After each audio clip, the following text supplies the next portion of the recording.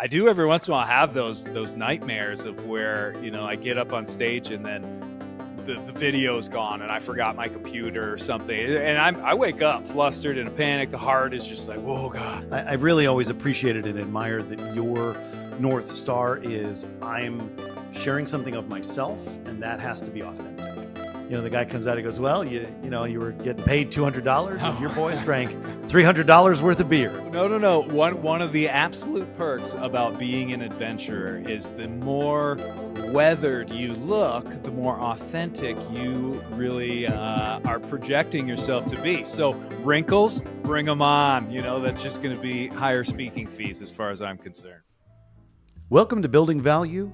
I'm Jason Nellis. Today, I bring you a guest we heard from a few months ago, Jerome Rand, who has sailed the world by himself, hiked the Appalachian Trail, and keeps asking me for advice on how to be a content creator, which is pretty funny since he's been one technically a lot longer than I have.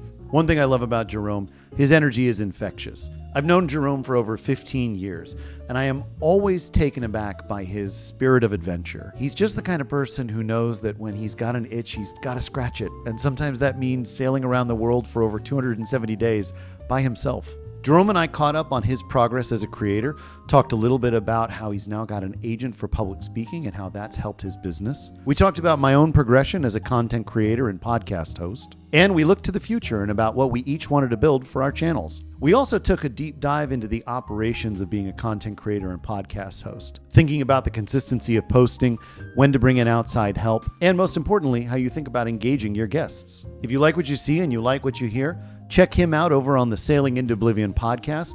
And if you like what you see and hear here, be sure to follow, like, and subscribe. And here he is, Jerome Rand. Jerome, good to see you, buddy. Well, thank you, Jason. Two podcasts come together, so I should say, Jason, it is great to have you back on the show once again. It's nice to be back on each other's shows. Yes. This is becoming something of a bromance. I dig it. I'm a fan. I'm really enjoying it. And it's fun because there's always about a month in between us reuniting, and you put some shows out and I put some shows out, and I'm just loving them. And that was what sort of spawned me to reach out to you this time, is because the guests that you have are really starting to fill you with some top information when it comes to building a platform, building a social media empire, if you will. Because, the guy who did the iPhone stuff, he's got a huge channel. He does. Millions, right? Yeah. That's Michael Fisher, the Mr. Mobile, for those of you who want to go check him out. He's top notch. He and I have been buddies for coming up on a decade, and he's a good dude. And not only that, he's incredibly sharp. So whenever I get a chance to interview him, whether it's for my stuff or some of the other platforms I've worked on in the past, it's always rife with just awesome information and a really strong perspective, which you don't always see in some folks. So I've always appreciated that. I appreciate you listening. I'm glad it resonated for you. Oh, it absolutely did. And besides how distracted I was by the beautiful sets of hair that you two have, I'm jealous. You're not wrong. Holy smokes. And it did distract me a little bit because it was difficult. Because as soon as that question was posed in the beginning, I sat and pondered it for a while, and I went back and forth. And then I had to rewind and re-listen. Sure. Yeah. You're not the only one. I get it. So I guess, if we want to just kind of kick things right off and into this whole idea of, should we set up under the guise of you're a person like you or me, and we want to grow a channel. We want to grow a platform. Yeah. How the heck do we do that? I think it's the thing I talk about the most, right? My podcast is really about helping to educate creators, particularly earlier in their journey, around, you've got this idea, you've got this concept, how do you bring it to life, and bringing a lot of different folks into that ecosystem.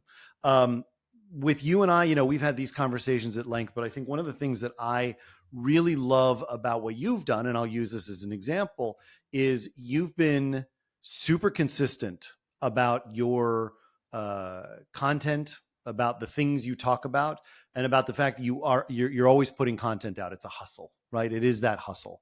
I think in a lot of ways, thinking first at the beginning, if I was going to start over again from scratch, the first thing I'd be thinking about isn't what's the stuff I want to talk about. I think the first thing I'd be thinking about is who do I want to speak to?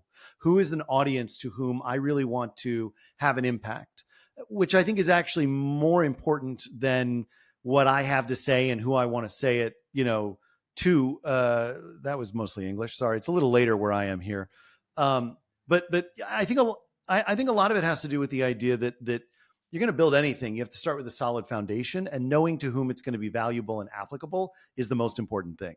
So for yours, I mean, you're speaking to other sailors, you're talking to people who are interested in all things nautical. You're thinking to, really even to broaden it out to people who just have that spirit of adventure, even if it's, more fantastic than not. Do you think I've sort of nailed your audience? Does that feel like the right folks that you're speaking to?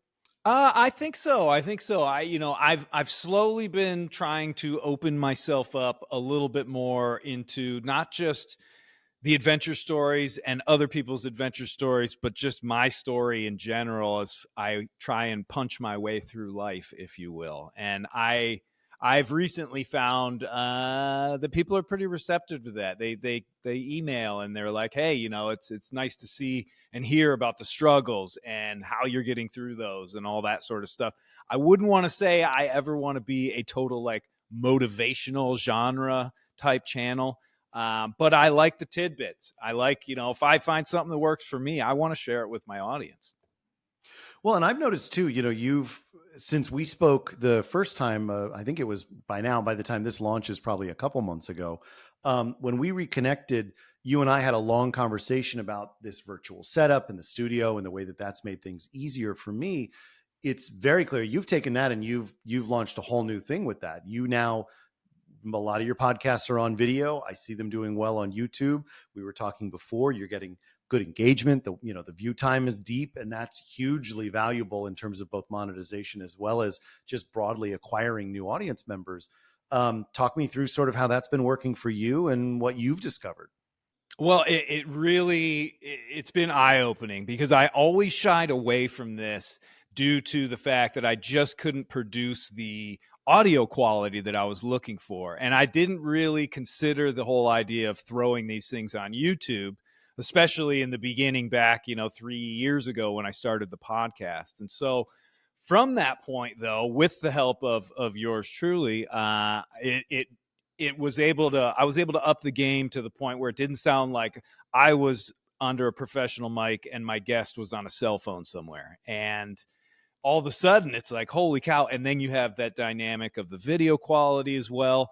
And, yes, it is something that I have to pay for. I have to make an investment to be able to utilize this platform, but the results are amazing. And then if you can get the views and the interaction with the audience, then all of a sudden, because it's monetized, you can actually make back or make profit on what you're actually doing. And so it's been huge, but it didn't all happen in one shot. I mean, I don't know how many video podcasts I've done now, but we're easily closing in on 10 or more, I think. And remind me again, how long have you been doing the podcast in terms of years of investment? I think the first show dropped in October of 2020 after I returned from 88 days out in the Atlantic Ocean. So I was going to do the months, but 3.5 years. Yep. You had a following before. Clearly this is a new direction. We were talking a little bit about before, I'd love for you to touch on sort of what are the real world investments you're making beyond platforms, right? Because you're investing in Riverside. That's whatever, $15-20 a month. Yep. You've upped your mic game. What other things do you have working for you, broadly speaking, to help sort of put this engine together? Well, I think, I think the real key is beyond just the social media stuff, which for all intents and purposes, unless you are pumping money in for the advertising, so that it's showing stuff like boosting posts and stuff. I've never had to do that. Yeah, which doesn't always work anyway. I've always, I don't know. I'm going to leave that one alone, but I've never done it. I think having a personal website is a must-have, especially with the speaking stuff and everything else that I do. So there's the website, then you've got the actual platform, because Zoom, Zoom just doesn't cut it. You really need something that's going to give you the quality. I mean, sorry to the folks at Zoom. Zoom's great for a quick chat, quick meeting, nice and free. Zoom's not sponsoring anything, man. Don't worry about it. It's okay. Definitely not. Yeah. The platform, and then the podcast. I use Podbean, and that's, I think it's $9 or $10 a month. And I suppose you could throw Patreon in there because they're taking a pretty, what do they take, 8% or something like 9, that? I think. Yeah. 9. Oh, they've upped their game. They have. But you don't have to pay for it. So, Yep. those are really the virtual things that I'm having to sort of pay for. And then, like you said, the hardware really is the camera and the quality recorder, the microphones. And, I was lucky. I found that you suggested that ring light, and I was able to find an inexpensive one, but I'm still blotchy and red, but I've always been that way. My skin's Irish, baby, Irish. Yeah, but you're a sailor, man. You got to take care of that. I mean, you're putting yourself out there. I think, honestly, no, I just get so excited, and I put sunscreen on already today, which reddens my skin. But hey, I've been living with it for 45 years, and I'm used to it. It's all good. But it's never too late to dive into the well that is makeup and beauty TikTok. And I will say there's a lot of really good advice for men as well as for women. Just saying, if you're looking to clear up your skin tone, it's not the worst thing in the world. Give in. It's okay. Why not? Wow. I'm clearly not doing it myself. That's not happening here. But if you're concerned about it, that's my suggestion. No. One of the absolute perks about being an adventurer is the more weathered you look, the more authentic you really are projecting yourself to be. So wrinkles, bring them on. That's just going to be higher speaking fees as far as I'm concerned. I like it. I hope. Putting that on a t-shirt. Yeah, seriously. I dig it. What about, so you talked about the speaking engagements you've been doing. How's that been? Has that been progressing for you? Yes, it definitely has. After the big events this past March in the Caribbean, which were technically the first big corporate sort of conference style engagements, pretty much as far as the speaking agency that got me to that spot, as far as they're considered, I knocked it out of the park, which was the biggest weight lifted off my shoulders. I've never been as nervous about getting on stage as I was down there. And the rooms were big. I mean, 300, 400 people, but there's huge screens and there's a clock that's staring you down and it's ticking down, and you really got to end everything right at 0. And it was just next level. But, I put the work in, and thankfully it all paid off and I didn't screw it up. I do every once in a while have those nightmares of where, I get up on stage and then the video is gone and I forgot my computer or something. And I wake up flustered in a panic. The heart is just like, whoa, God. So, didn't do that, thankfully. And then ended up getting signed by the speaking agency for a year-long contract. We're sort of reworking the presentation as we speak. And I still have other bookings that I need to fulfill outside of that. But it's sort of the key to me being able to focus on the stage presence and doing what I do best, and sort of let them do what they do best, which is find the bookings, negotiate the fees, and get everything sorted so that I can just get out there and do it, which is a huge relief. Oh, I can hear the sirens of old Paris. Well, okay, so I'm not in Paris, but it's the same. Yeah, that's funny. I didn't know that was coming through. We'll swing back to my stuff in a second, but I want to follow along with this though for a second. So you have representation now. It's been going well. Yep. I would argue that's a really important step to really, focus on for a second, because you're kind of starting to move towards the big times, right? Like this is, when you have representation and somebody's getting you gigs and you're sharing the revenue on that, and now you've got one less thing on your plate that lets you scale. That's huge. I mean, that's not minor leagues at all. No, for sure. It was sort of the culmination of literally the last 6 years, essentially, since I got back from that voyage around the world. The push has always been to get there, and having to sort of grind it out and do presentations at schools and yacht clubs and places. The first little speaking tour that I set up, I had no idea what I was doing, and I literally lost money on a few of the gigs because I just didn't know what to charge. I didn't consider the travel costs, and like I remember walking out of one being like, "Holy cow, that just cost me like $50 to do that." And I'm like, "Oh, that was supposed to be," and they paid me. I just, I didn't consider the travel, but you have to do those things. You have to go and just bust it through there and make all the mistakes. Just like learning how to sail. And then as long as you're able to keep the persistence up and you keep going and you don't give up, where I definitely got very close a few times to being like, you know what, I'm done with this. I'm going to go get a regular job and we'll just call it a day. I had my shot. But thankfully that never came to fruition. And so now we're at this point, and we're going to see how things go into the fall and stuff, but there might be one small hiccup. I do get those itchy feet, and that sense of adventure starts to boil up inside of me. So man.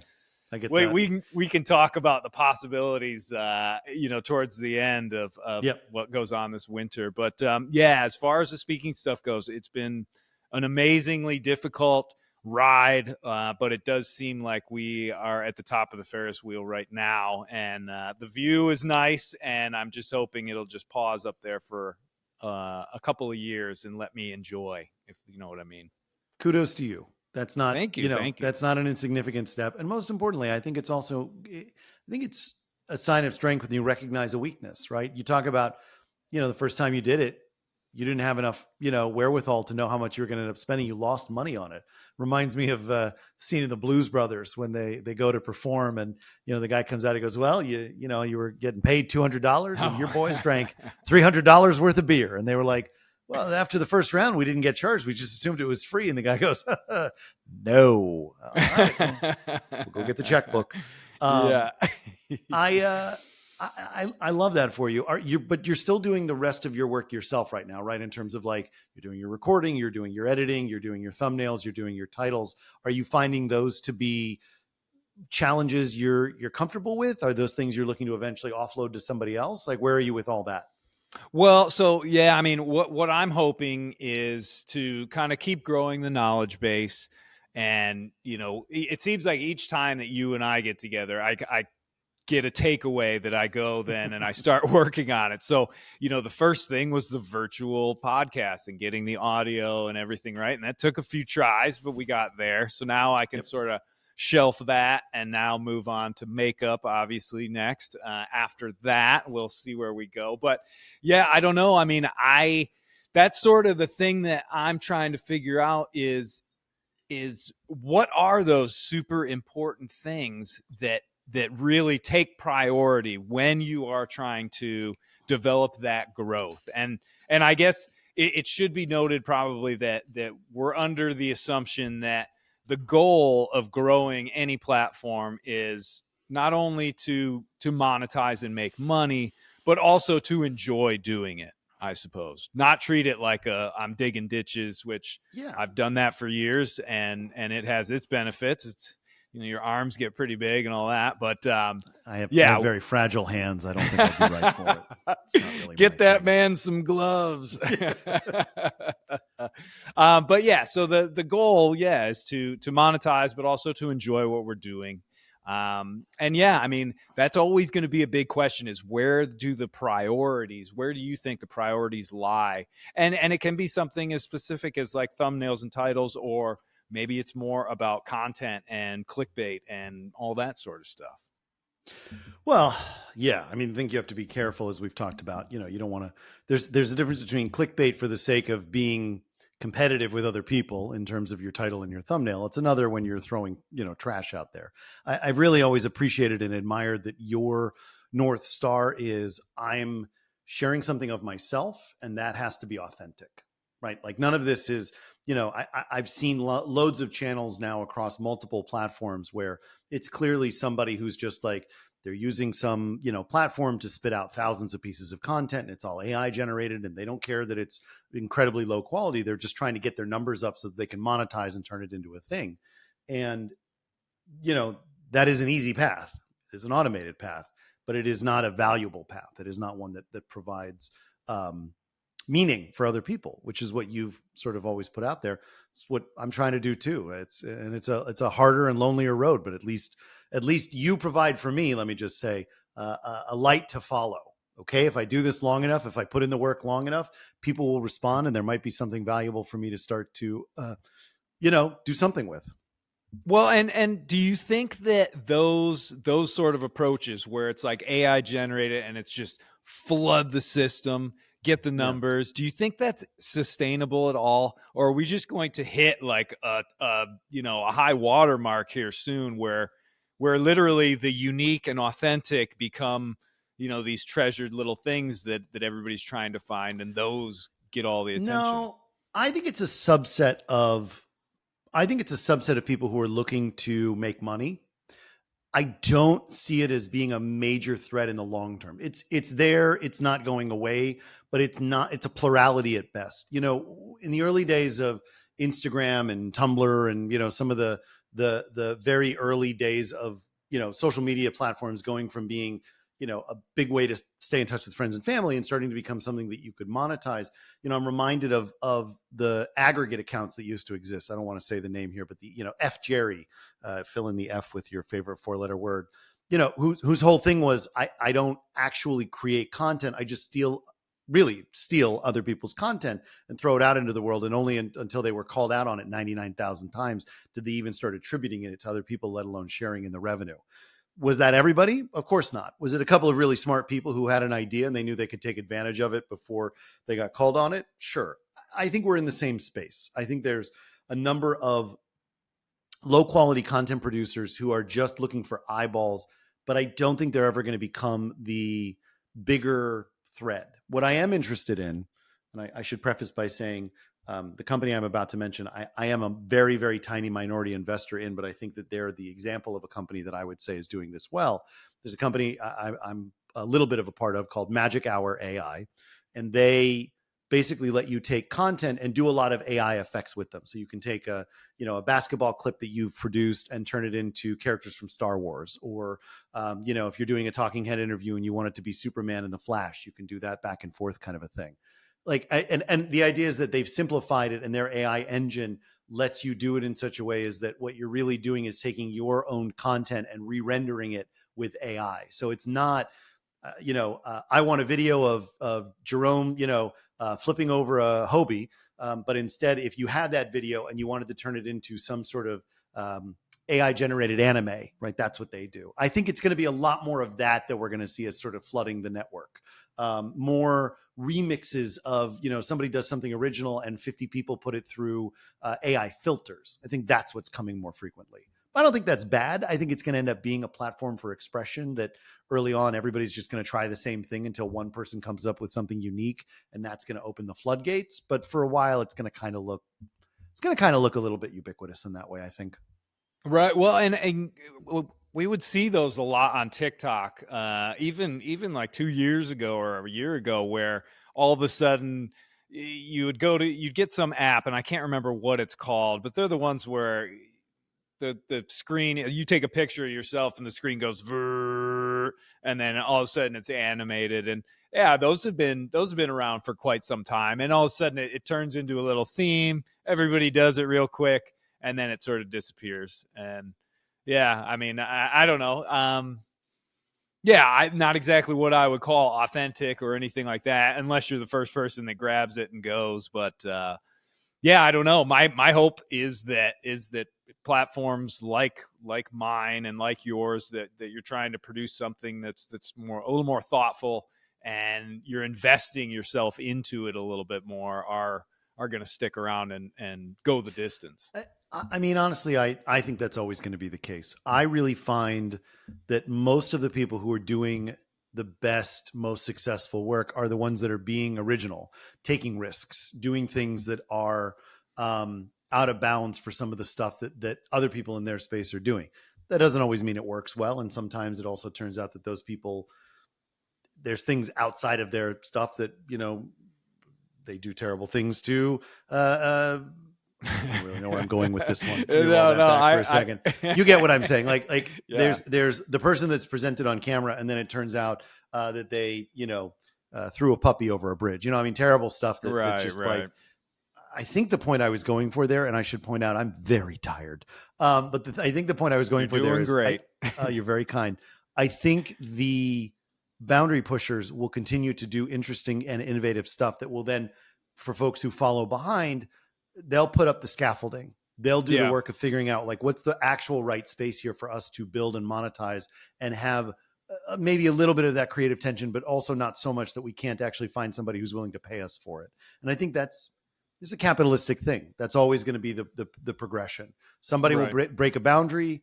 The people who follow behind will do the work to figure out how to make money. But that initial person, Casey Neistat comes to mind, right? The original YouTube vlogger of 12 years ago, he Mm, was just making a movie every day. And then suddenly yeah. he blew up, and then there were 20,000 people following right behind a week later who were all suddenly like, hey guys, today I'm going down to the beach. Let's go check it out. And they've all got these weird whip pan editing techniques that I still can't do. Well, it is. It's always an interesting sort of progression, and yeah, I mean, there's the people who have the insight and they just go for it, and they're the first ones through the gate, and then the huge flood sort of follows. And yeah, I mean, I guess you could sort of just really try and become the next person to find the newest thing. But again, it's not as though you're trying to produce something that's unique and inventive and all that. It's like you're looking for some other avenue. And yeah, I mean, we're talking about our own stuff, I guess. Yeah. Well, I'd love to know, as you think about the opportunities you're going to get from the speaking experience and, talking to your agent about what possibilities may open up for you, does that give you pause to reassess what kinds of content you produce, right? Is it going to be less like, here I am sailing in the Caribbean and here's a great shot of us skimming the water? Is it going to be more interpersonal relationship type stuff? I mean, what's Yeah, interesting to yeah. you versus what's interesting to a potential paying audience, I guess, is something you're going to have to address in the coming months. Absolutely. And I have to admit, long ago when I first opened, an Instagram account or all that stuff, or at least got back into it after the trip around the world when the speaking stuff started, I did sort of always have the thought, because I didn't really, and I still don't 100% really enjoy posting a lot of stuff, and I've always had a lot of trouble with the whole like, hey, look at me, look what I did. But I know that I have to do that. You have to do some semblance of self promotion. Now, I always figured I would get to a point where I had uploaded enough so there was like a catalog of interesting things on, let's say, Instagram, so that if a potential speaking engagement came up, I could flick them that link and they can look through it and they can be like, okay, wow, this guy did all this. This is pretty interesting. And then I could sort of be done with it.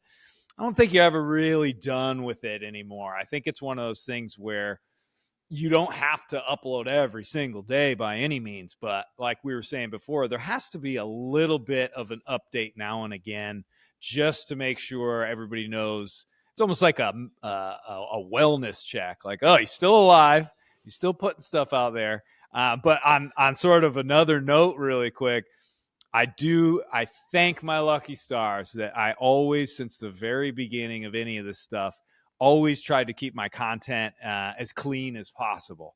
And, the swearing and the super controversial stuff and da da da, I always steered clear of that. And even when I look at my podcasts, like the listener notes and all that sort of stuff, or the listener score, it's marked down as clean. And I'm like, yeah, that's good. That's good.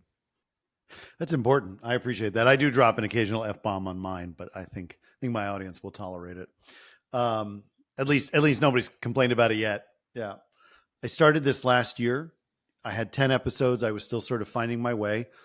Life got in the way. I got distracted. Starting this up again this year has opened up a whole new set of invitations and opportunities, and I'm just excited to see where it goes. So again, as I said earlier, like your progression is my North Star, not necessarily the part about the sailing. That's not really my thing. I've tried. I've We've really gone tried. over. Yeah. We have. It's that poor ensign will never recover, that poor boat. But yeah, I do think that when I look at how much work you've put in and I see sort of the direction that you've taken, it gives me inspiration. So, I just want to say it, for the listeners out there. I really admire what you've done, and I hope to achieve it one day myself. Well, Jason, I honestly, after listening to and watching and seeing how well you produce your podcast, it's only a matter of time before it goes and just, which is great. It's exactly what I want, because then I can ride your curtails, buddy. It's gonna be awesome. But no, twin engines, buddy. Twin engines. It's not one dragging the other. It's the two working together. There we go. Yeah. Well, I guess to pose one question to you. So if you were to start everything all over again, how would you make the choice between what I've always thought of as sort of the big three, either doing YouTube, doing a podcast, or just focusing on like social media, i.e. Instagram, TikTok, that sort of thing?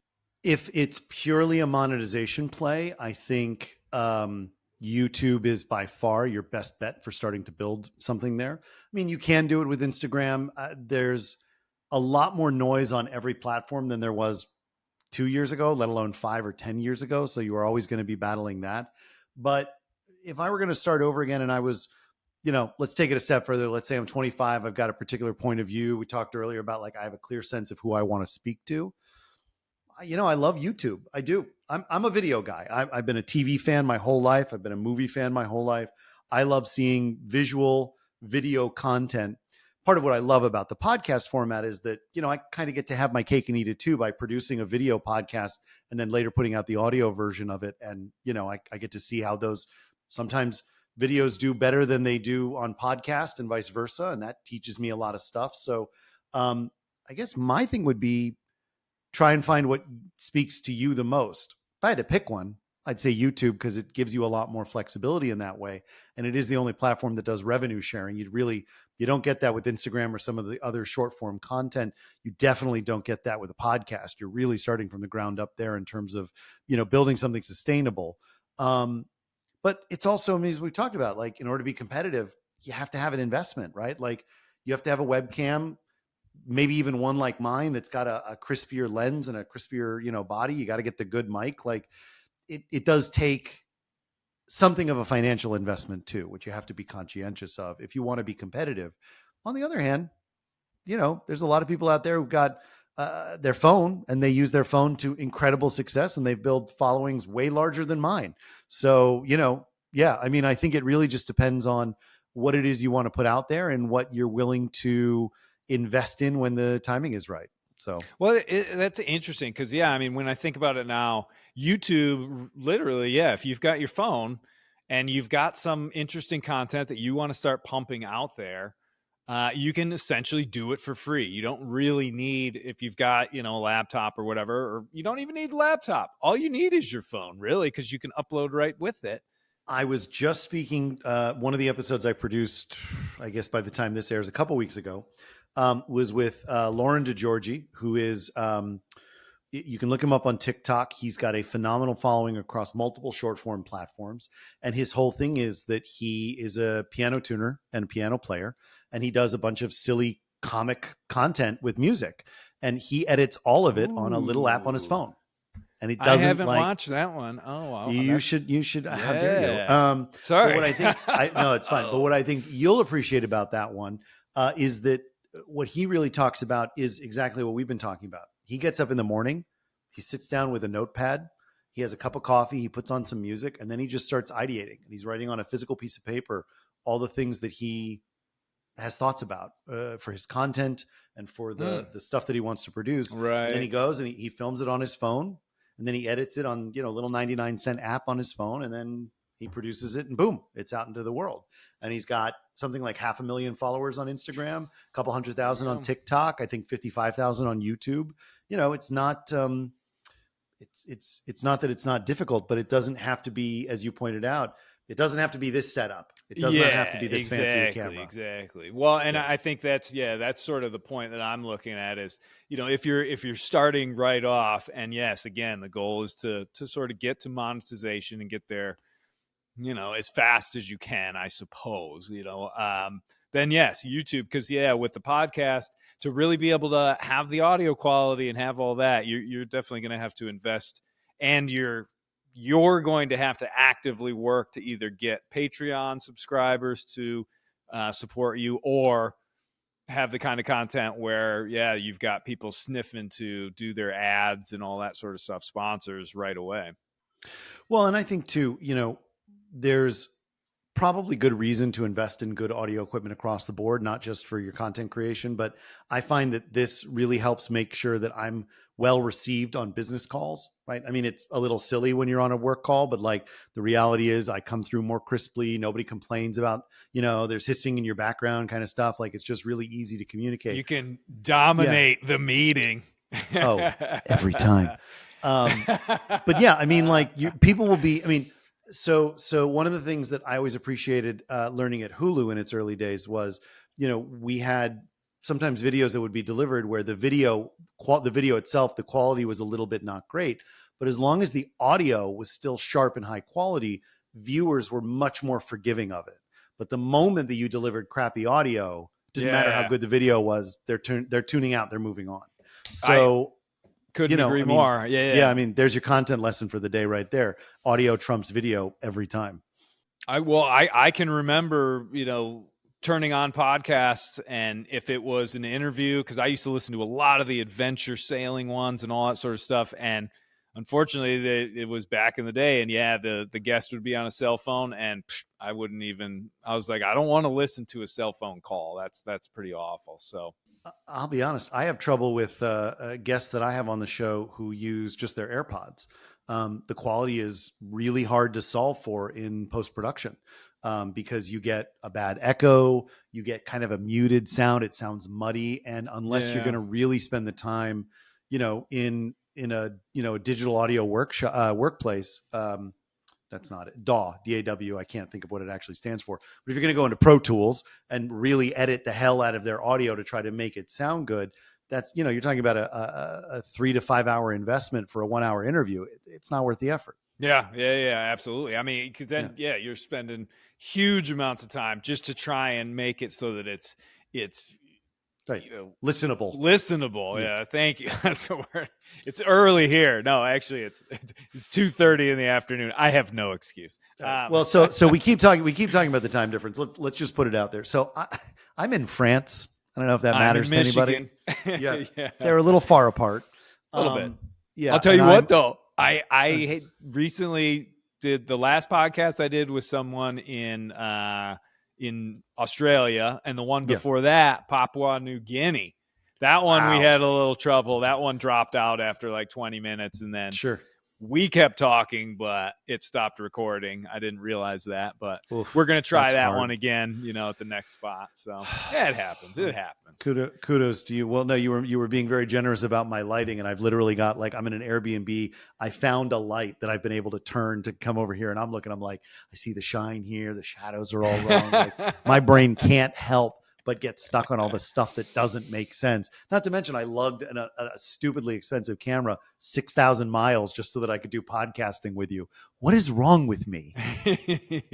You're just very passionate, and that's what is needed. That's a huge part of it. If you're not into the content, and I think that's a great segue into what I want to talk about next is, what are some of the top tip priorities that you need to make sure you are ready to commit to once you've launched said podcast, said YouTube channel.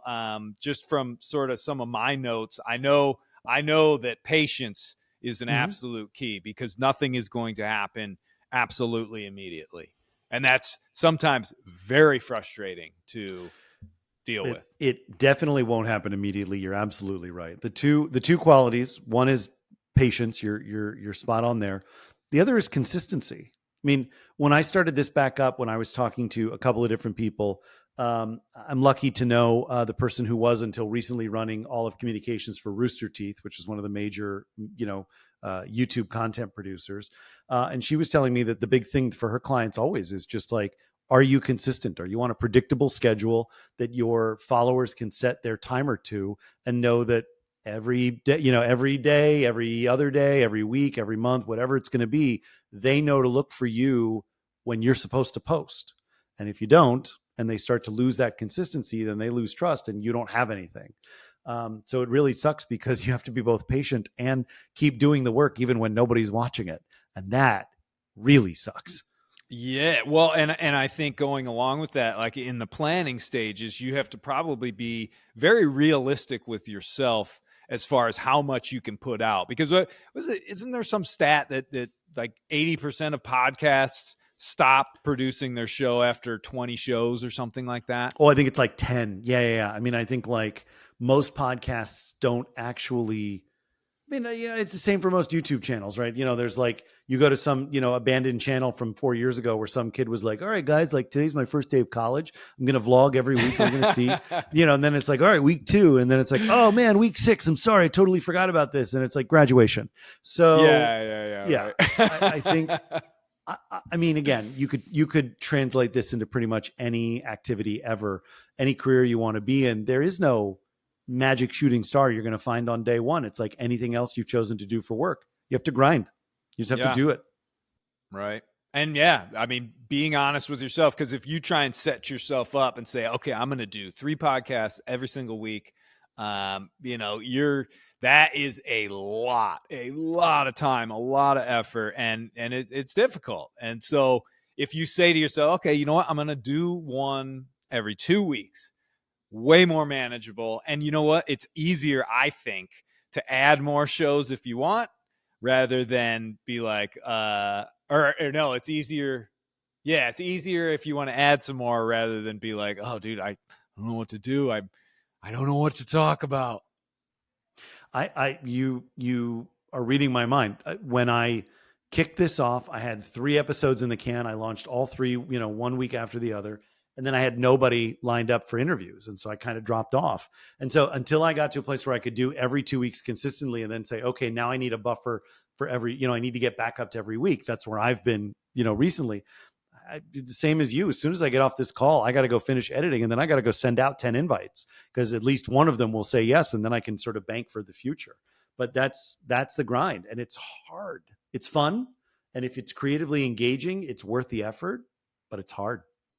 It definitely is. And I'll tell you though, I feel a great sense of happiness though when the show I push upload and it's all done and it's out there in the world. There's this little buzz that I get for the rest of the day where I'm sort of just like, awesome, all right.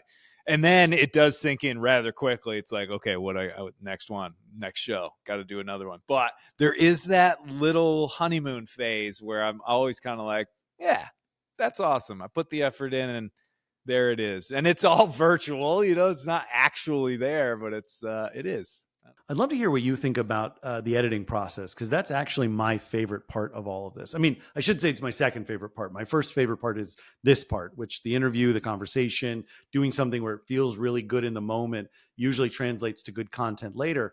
But I actually really enjoy going through and, clipping things down. And, when you have those awkward ums and ahs and pauses, like cleaning those out and getting a story together that feels really cohesive really resonates for me. I don't know that you go down the rabbit hole quite as far as I do, but your content is still really good. How much editing do you do with most of your interviews?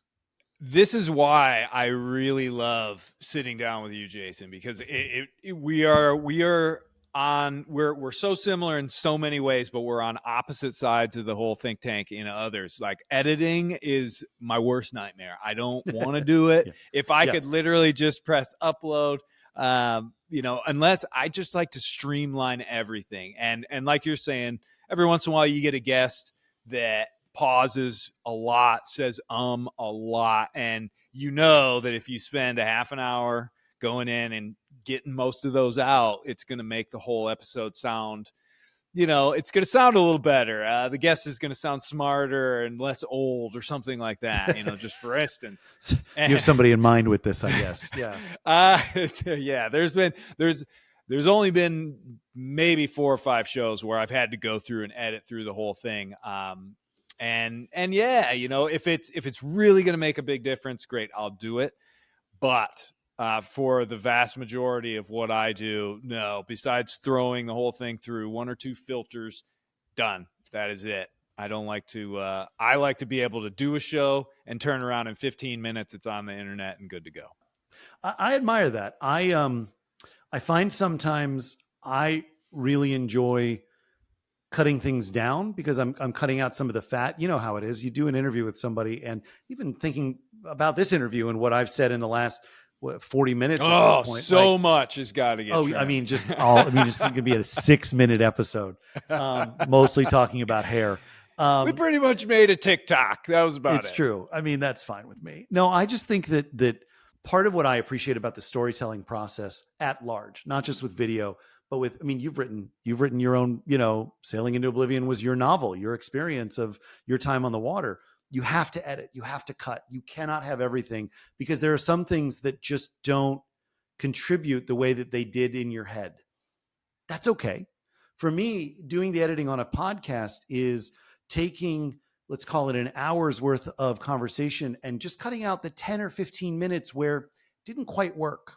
Or maybe somebody stumbled over their words and it took them 3 or 4 times to get it right. Or I felt like I had to summarize what they were saying so often. Maybe I should go back and just recut some of what they were saying and try to solve some of that. So it's not 80% me summarizing their long tangents. Like there's some of that I really enjoy because in some ways it feels like I'm getting to the essence of the conversation in a way I couldn't quite do when we recorded.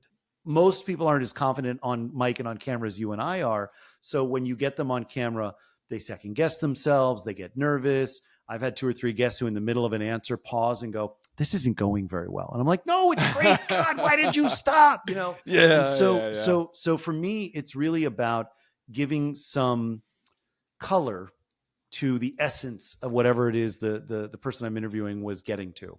There's probably even more editing I could do. I tend to try to keep things, the linear conversation, I try to keep that intact. But every now and again, you're just like, oh man, this like 8-minute tangent on like different colored Legos. No, we can't keep that. There's no value here to anybody. Deciding on how much time you want to spend, how much you're going to dedicate to that. Because, obviously you have bigger priorities. You got the family, you got all this other stuff going on. Is that one of the things where you're sort of just like, okay, well, for each show, I give myself 4 hours and that is my edit time. And if I don't wrap it up in that, well, yeah, my thing is when everybody's gone to bed, that's when I do my edit.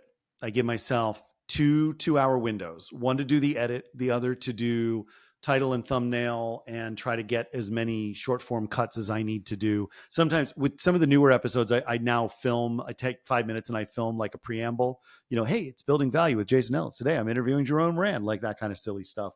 But like, I really do try to limit the production time to no more than 4 hours, in part because once I launch the episode and then I see the responses, I then go back and give myself permission for like 15 or 20 minutes at a time to try to find more short form content I can spit out into the internet to try to goose the numbers.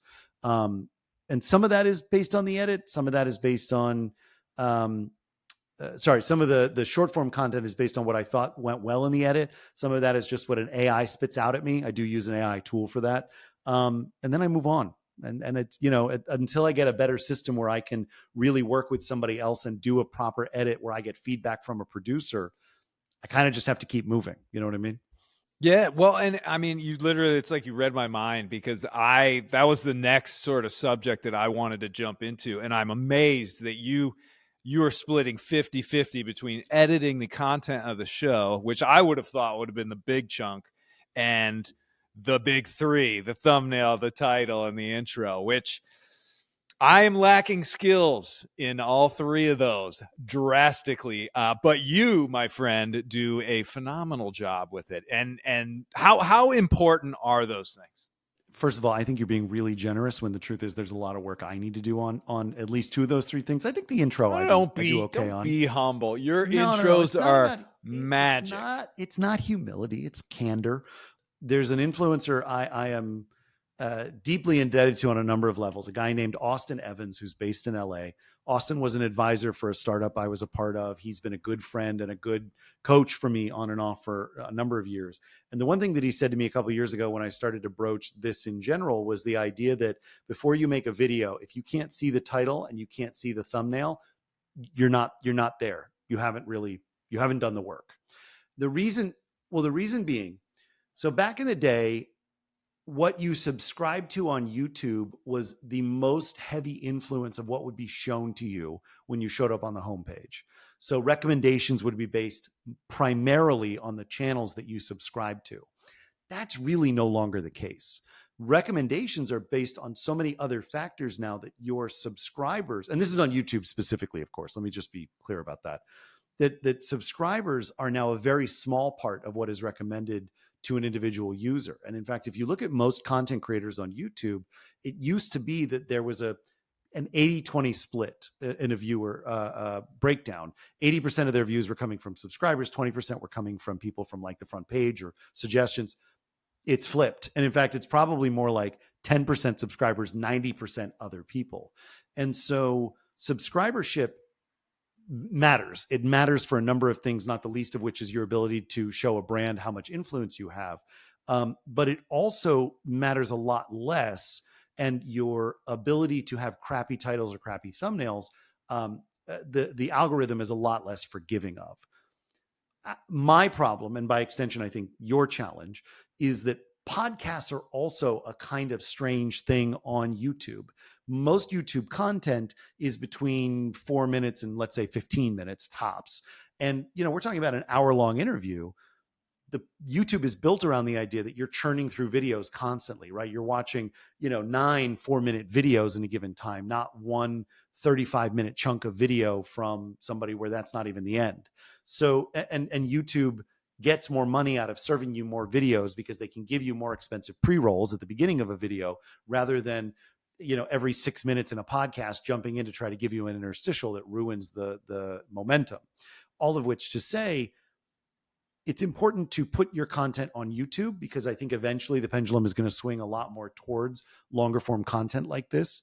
But the important thing to focus on now more than anything is reading up on all the current trends on how to build a thumbnail, thinking about how you can, as we were joking earlier, be clickbaity with your title. How do you entice people to jump in? Because that's 50% of the work. The other 50% is the edit, is the time of, okay, I'm presenting a smart story. I'm presenting a cohesive video. Is this something of value to somebody? That's still important. But if you don't get them on the front end with the video and the thumbnail, it's not going to help. My thumbnails and my titles, I think, are good. I really wish I could afford to hire somebody who is professional at this, who makes it their thing, because my Photoshop skills are limited. And I'd really love it if somebody could do, testing of different thumbnails and testing different titles and really helping me to articulate that. Because I think there's more work to be done there to fill that top of funnel to get more people into watching the long form video. Well, and I guess, side question, is it worth it to go back and redo your thumbnails, even if they're on videos that are a year old? Oh, absolutely. Absolutely. Really? So, yeah, because just because the videos are old particularly if the content is evergreen, there's no reason not to go back and do it, because you might notice a significant spike because now it's being served to people who go, oh, that is interesting. And they're going to click into it. Some of the content I get to watch now, it's a year old, it's 2 years old. Sometimes I've watched videos that are 5 or 10 years old. But a number of influencers I've both spoken to and heard from have said, if you come up with a thumbnail that you think is going to activate something better, why not go back and do it?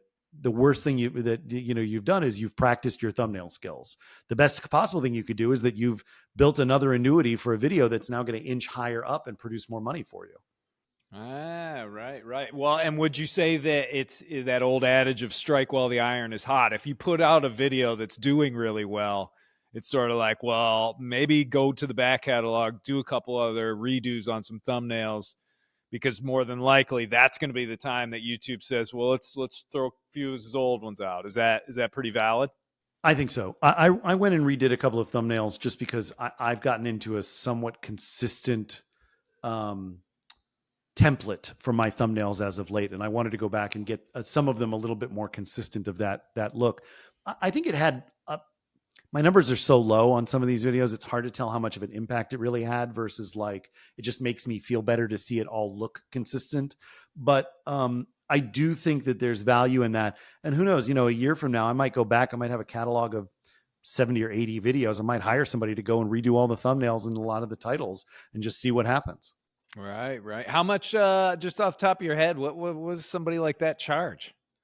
Any idea? It really depends. I mean, look, you can go on Fiverr and find people who are inexpensive to go do it for you. A lot of the people that I would be looking at, they probably charge, anywhere from 50 to 100 an hour. Or if you're doing it as a project, it's probably going to run you, thousands of dollars to do that much content, and to do that back catalog. It's not a small investment. Right, right. Wow. Wow. But it is important. That's the takeaway here is that's a pretty key element. I think it's really important to know that if you're going to go down this road, you can't just rely on being a good video maker. You have to think about it comprehensively, and you have to learn marketing skills. And really what this boils down to is how much can you build a good marketing mechanism that fits this very specific um, activation. So, can you think in terms of titles and thumbnails? And really go look at your favorite videos. Go look at the ones that you watch. What is it about that thumbnail that attracted you? What is it about that title that enticed you to click? Forget the video itself. Just do that research. Take notes on it. Figure out what it is that resonates for you as a viewer, and then see if you can apply that to your thumbnails and your titles, and build a kind of feedback loop that helps improve the quality of your top of funnel click through. Right, right, right. Well, and also I think knowing that there's no shame in switching your thumbnail up and redoing. I mean, the Mr. Beast, he's out there. Usually, if his video hasn't hit 100 million by like day 2, boom, new thumbnail, new this, new that, new title, and he'll go through many of them. Those guys, I saw a video recently. I can't remember who produced it, but they will actually generate between 20 to 40 initial thumbnails, and then just on a per video basis. And then they'll start to narrow it down, but they will actually run, when you get large enough on YouTube, you can use their A/B testing tool, although there's other ways to A/B test, but they'll use their A/B testing tool, and they'll run an experiment to see which thumbnail has the best click-through rate after the 20 that they've built. And then they'll pick the one that does the best. And then they'll run another experiment with another 15 variants of that specific thumbnail. Jeez. Because maybe articulating his fingers from here to here will improve the click-through rate by 0.01%, which for him is another million views, right? Yeah. God, that's crazy. I'm like, well, let me see what photo I have that's less than 2 megabytes, and let me open up Microsoft Paint and put a title on. So I'm gonna. That's something I'm definitely gonna work on. I think my wrap up on some of this sort of discussion, because really, I mean, if you're wanting to do this, I think the keys that we've really looked into are that you've got to be willing to put in the work. You want to put out high quality stuff. There's prioritizing. There's things that you need to make sure you focus on, things like thumbnails and titles and all that sort of stuff. But I think, the root of everything, unless you want this to be a side hustle job and you want it to be something that you actually kind of enjoy doing, I think you want to take a good, long, hard look at what you're passionate about and how you want to convey that to your audience, and what sort of audience, like you said in the beginning, what your audience would actually be looking for. So let's say, in my case, I like to sail. Well, what does the sailing genre audience, what are they eating up right now? And is that something that I think I can produce, and all that sort of stuff? So kind of being realistic. And I wrote it down in my notes, that old adage of, do what you love and the money will follow. And I think, wouldn't you agree that should be kind of like the start, the base, the soil of everything? So, the old line from Harry Seldon, who developed the concept of the department store, the customer is always right, is actually not the full saying, which it's the customer is always right in matters of taste. I think to your point, that. Oh, yeah. No, it's one of my favorite things whenever anybody's like, customer's always right. I'm like, yeah, about the ability to wear ugly stuff. You can wear that if you want to. That's fine. I think to your point, do what you love and the money will flow. There's a missing part of that. And I agree with you in spirit and in principle, but I do think there's an addition to that adage, which is do what you love that others are willing to pay you for, and you'll never work a day in your life. Because, I mean, listen, I love drawing in a sketch pad. I'm not very good at it. Nobody's going to pay me for it. If I keep doing it, maybe eventually they'll pay me for it. But in the end, it's not really something that I necessarily need to monetize, but I'm going to keep doing it because I love it. What we're doing here, you talked about this earlier, has to be that fine balance of creative love and work. And I think that's the middle ground that I would aim for. So do what you love, make sure you're doing it in a way that others are willing to pay for it. And that's the gold mine right there. And just stick to it, grunt it Yeah. out. Know that it's not literally going to take months, but it's probably going to take years. If you're very good, maybe it won't take years, but I think about it like exercise. I can't bench, 280 if I didn't start by benching the bar. And you got to work your way up. I think sometimes people get really lucky. They find something that works really well and they skyrocket. But I was speaking to a creator a little while ago who went, a couple of years ago, he went ballistic on followers. It went from, 11,000 to 150,000 in no time. And then over the last 2 years, he's been completely flat on subscribers. In fact, he started to even lose a little bit net subscribership over time. And it burned him out because it stopped being fun. It turned out it wasn't really his passion and it just turned into work. So, there are people who find that little rocket boost. And if you're in the right place to capture it and do something meaningful with it, this is actually the thing I would turn back to you. What would you do if the rocket boost hit you? What if you got that spike? What would you do with it? And how can you use that to further what you want to do a year from now, 5 years from now? Do you have a sense of what your trajectory might look like in the next year? Well, I think for me, essentially and I know we've said this or I've said this before, the podcast is really the one that I enjoy the most because it interests me to sit down and chat with people. Now that I can do it virtually, it's opened up the floodgates of so many different people that thankfully, and I still don't know exactly why, but they answer my emails and they're like, yeah, I'll come on your show. That is a blessing for sure. So uh, that would be the main focus. I think if I became a little more competent with some of the video stuff, that would be nice. But I've kind of come up with this idea, and I'm going to run it past you, and we're going to see what you think. So originally, my winter plan was to link up with this non-for-profit, sail down to the South Atlantic Ocean where I was trying to go the couple of years ago, and do the plastics research and then come back. I get to go on this beautiful voyage. I also get to do some research into this pollution problem they have down there.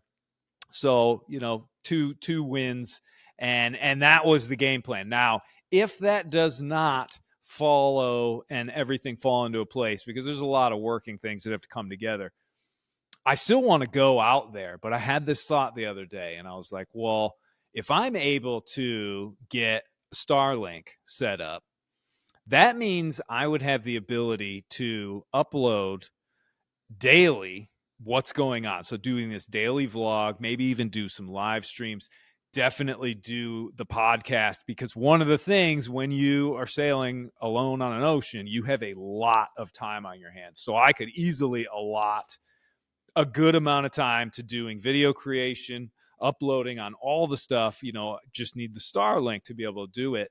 But essentially treating it as like I am going to bring the audience out onto the ocean with me for 5 months. We're going to do this route, this trip, and let's see what happens, not only visually around me and all the waves and storms and calms and all that good stuff, but also let's see what happens to old Jerome's brain and how he starts acting weird, because you're going to see the beard grow. You're going to see, all these intimate parts of it. And it's, I call it like the Ocean Truman Show or something like that.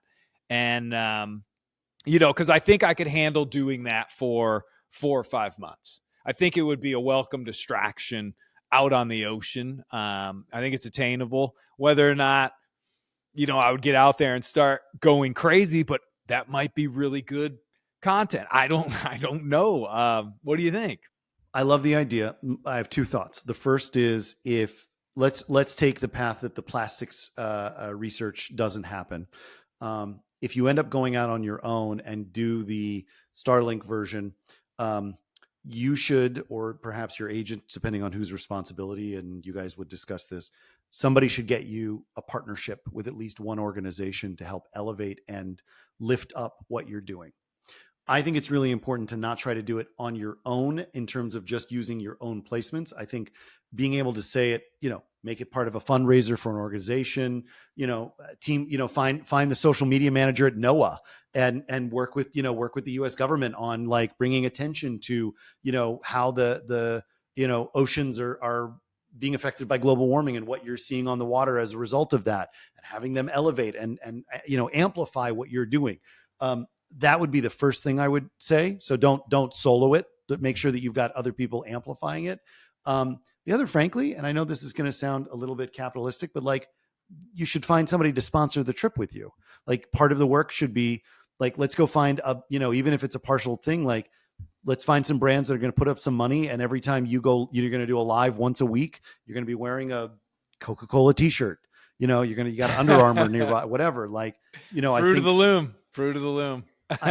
if that's the direction that you're going to go in terms of like, you're going to spend 5 months on the water and you're going to turn it into a content farm, there's got to be brands that would be interested in that. Not only based on your following on YouTube and TikTok, but also you have a podcast. You're going to be producing, I assume, if not daily short form, very regular podcast content.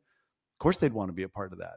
So what I would say is, I again, this comes back to my thing of like, do what you love, but get paid for it. Like I'm with you on that in spirit. And even if you end up doing the version that's the plastics exploration, like, talk to the nonprofit about how you can help elevate each other and build some lift in everybody's socials, right? Like thinking about how you can build partnerships for something like this, and then also building some,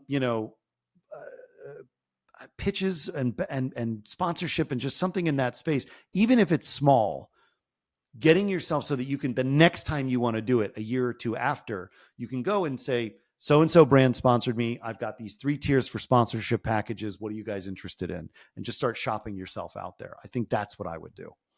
Okay. Yeah. I mean, I've definitely given it a good amount of thought because, yeah, any voyage like that, especially, I've already paid half for the new sails, but I've got to come up with the money for that Starlink with that package to be able to do it anywhere, on the oceans. You're looking at $3,000 just for everything, and then $250 a month and all that sort of stuff. But I think my approach, what I was thinking is essentially there's some pretty influential business people that I've been able to sort of get to know and mingle over the years. And I think my goal or my game plan was to reach out to that handful of people first.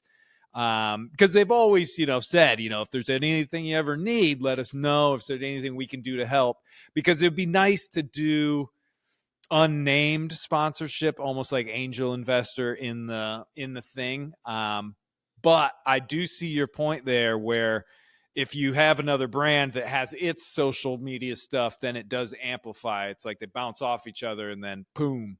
I think it's worth considering. I hear you on, you should always strive for a balance between, I don't want to say monetization, but getting yourself funded. You don't want to go backwards in time to when you accidentally spent more money than you earned on a speaking engagement, right? Yeah. I mean, 10% rule, right? Everything you do, every time you do one of these big projects, they should be 10% better than the last one.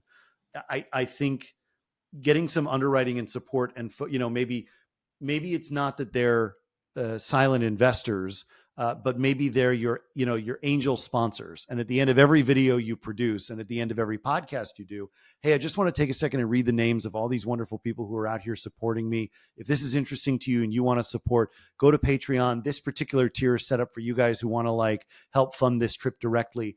And every time I record, I'm going to look at the list and I'm going to see who's on the list and I'm going to read your names. Maybe it's just that, it's just an acknowledgement. So that way you're not reducing the value of what you're doing. You're not cheapening it, but you are still making the money you actually need to live. And I think that's an important counterbalance to have. Right. Yeah. I mean, it's a fine line, I think, in some ways for sure. But I see what you're saying. Really, the bare bones here is that if I can do this trip without having to pay, like I always do, I mean, I typically come back from the ocean broke. I don't want to do that again because I'm at an age now that I can't be broke. I can't keep doing that. Yeah, I can't spend. I got to start building a nest egg or whatever. Yeah. Don't be afraid. Don't be afraid to make money. Like that's the advice I would have. Don't be afraid to make money. Figure out what you're comfortable with. Figure out what other people are willing to pay for. Just even if it's just like you just want to be able to break even so that the time that you spend on the boat, when you come home, you're not any more in debt than you were when you left. Maybe even you have a little bit more money net in the bank.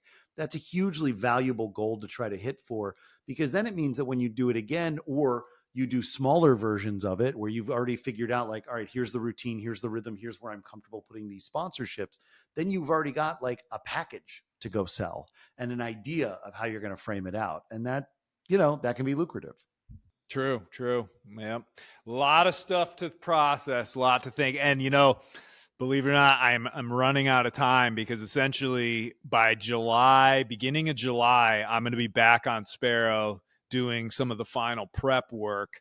And that's essentially the only issue I have is that boatyard, tiny little place, has almost no internet at all. So the goal right now, my short-term goal, you asked me what I see in a year. My short-term goal at this point is to be able to get Starlink so that when I'm in that boatyard, I can still upload stuff daily about, what projects I'm doing. And I think, generally getting the practice in for trying to create a little bit more compelling videos and all that sort of stuff. So I dig it. Let me know how we can help. I would, I'll say this on camera. Let's talk offline. Let's figure it out. Let's talk. Yeah, we'll talk behind the curtain. Behind the curtain. Yeah, I love it. Well, Jason, this like always is awesome. I think it provides so much great information for me, but also any listeners out there who are sailors that want to start their channels, have a small channel, but want to grow it. So I thank you for your insight and input, man. I appreciate it. I want to thank you too, because, when I'm thinking about the kinds of people that I want to put out to an audience to emulate their path and their growth and the North Star of being creative without being sellouts, you're the person I think of. It doesn't mean we shouldn't get you more money, but I also do think that you provide a perspective that is truly unique. So thank you. The other thing I was just thinking is we've been watching my background slowly change color because it's sunset here, which is beautiful, but it makes me realize I really can't edit this down. I can't move pieces of this around because you're going to see my background color change. It's going to not be the natural progression from light blue to dark blue. If in the middle of it, it suddenly cuts and it's like his background was like cerulean. Now it's like nighttime. Like what the hell was that? So I guess this is basically going to be the like unedited. It's going to be fun. Wow. Welcome to my world. Well, and it's real scary. Jason, I think one last tidbit to tack onto this whole thing is just remember, you know what? It's never going to be perfect. Thanks, Mom. You're right. Okay. I got it. Oh, man. Well, I almost knocked over everything. Well, thank you. Thanks for having me on your show, and thanks for being on my show. Anytime, brother. Let's do this again sometime soon. Sounds good. All right, man.